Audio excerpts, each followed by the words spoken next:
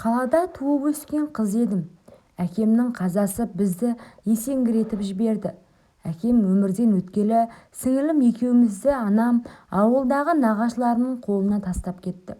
Анамызға қанша жылап жалынсақ та, ол бізге осында қалыңдар, мен жұмыс жасап келемін, көп ақша әкелемін, сосын жеке үйіміз болады деп жұбатып жатты. Анам ағылшын тілінен мұғалім еді. Шетелден көп ақша табамын деп Англия еліне бізді тастап кете барды. Ол кезде мен 11 жаста болдым. Сіңілім 7 жаста еді. Нағашы әжем біздерге жақсы қарап жүрді. Тек анамның інісі өте нашар адам болды. Әйелі, балалары бар. Нағашы ағам ішпейтін, шекпейтін, үндемейтін адам.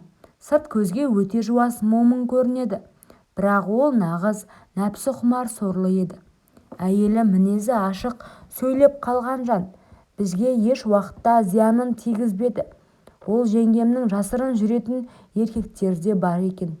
Оны бірде үйде ешкім жоқ кезде есік алдындағы гаражда біртүрлі дауыс шыққан.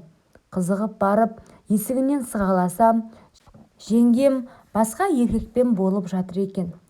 Ол дыбыстардан қорқып кеттім, бірақ жаман нәрсе екенін ішім сезді. Сол бір көріністі ұмыта алмай жүргенде әжем мен жеңгем екеуі қаладағы бір туыстың жаназасына кетті. Негізі ағам бару керек еді. Мал жоғалып кетті. Соны іздеймін деп қалып қойды. Менің жасым 12-де еді. Кішкентай болсам да балаларға қарап рожки мен картоп пістіре аламын. Кешке қарай нағашы ағам келді. Тамақ дайындап қойдым. Жаз айы еді. Балаларға нағашы ағам ақша беріп магазинге барыңдар деді. Маған қарап, сен тамақ шай дайында деді.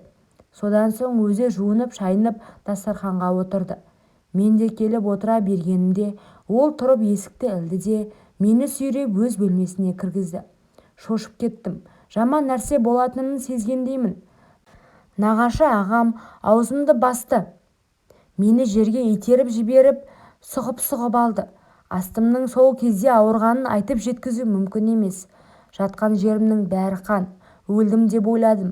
Өз ісін бітірген нағашы ағам, ешкімге айтушы болма. Әйтпесе саған істегенді сіңіліңе де істеймін. Сосын екеуіңді де осылай қинайтын боламын. Аузыңды ашушы болма деп қатаң ескертті. Қансырап бүктеліп бөлмеме әзер жеттім. Бүлінген киімімді шешіп, басқасын ауыстырғым келді.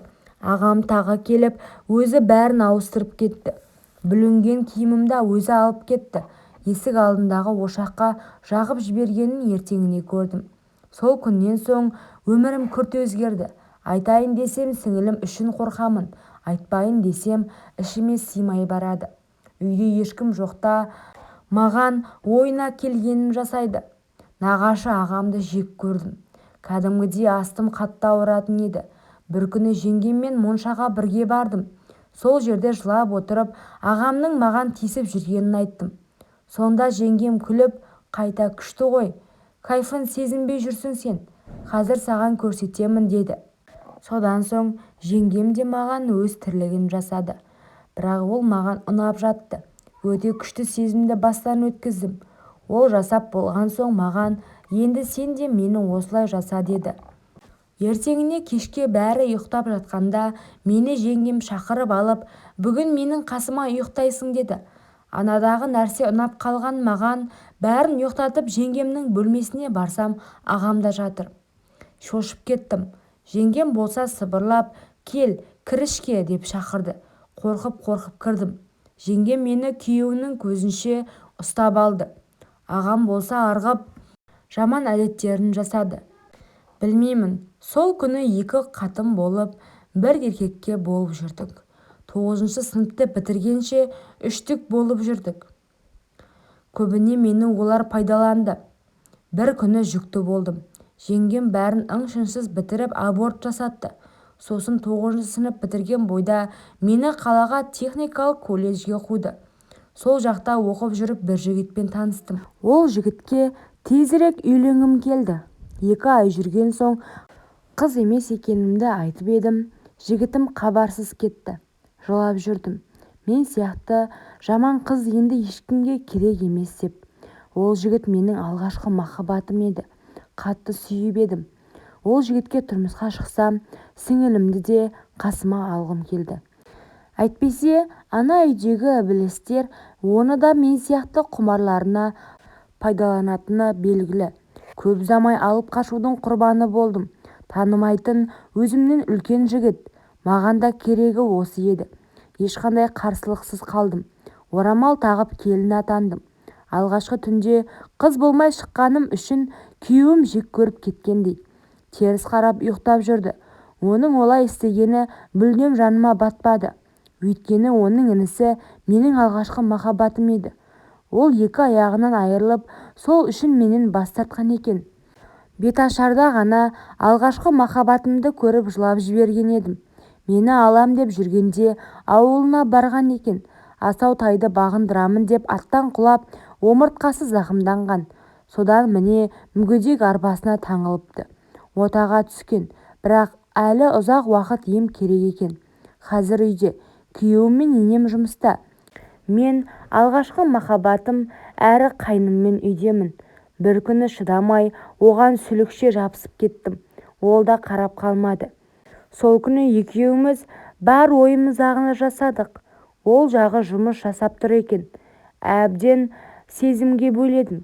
Келгеніме көп ұзамай мені күйеуім ұрып соғатын болды. Мүгедек қайным қорғашта бәлек. Сосын бір күні қайныма екеуміз қашып кетейік. Мен сені шексіз сүйемін, сені тастамаймын деп ант су іштім. Ол келісіп, екеуміз құжаттарды алып үйден қаштық. Анасының отаға деп дайындаған ақшасын ұрлап кеттік. Қаладан пәтер алып бірге тұрдық. Сіңілімді де қасыма алдым. Мен тек мүгедек күйеуімді ғана сүйдім. Одан кейін ешқандай еркекке қарамадым. Оны пенсияға шығарып, өзім жақын жерден жұмыс жасап, күйеуімді асырадым. Екеуміз солай бақытты өмір сүріп жатырмыз. Ең бастысы, сіңілімді жаман жолдан алып қалдым. Мен Алладан жүректен кешірім сұрадым. Сол үшін де қазір бақытты әйелмін. Мейлі, балаларым болмаса да өзімді сүйетін, сыйлайтын күйеуім бар. Мейлі, күйеуім мүгедек болса да жүрегі мүгедек емес. Анам болса сол кеткеннен ешқашан бізді іздеп келмеді. Оны ешқашан көргім де келмейді.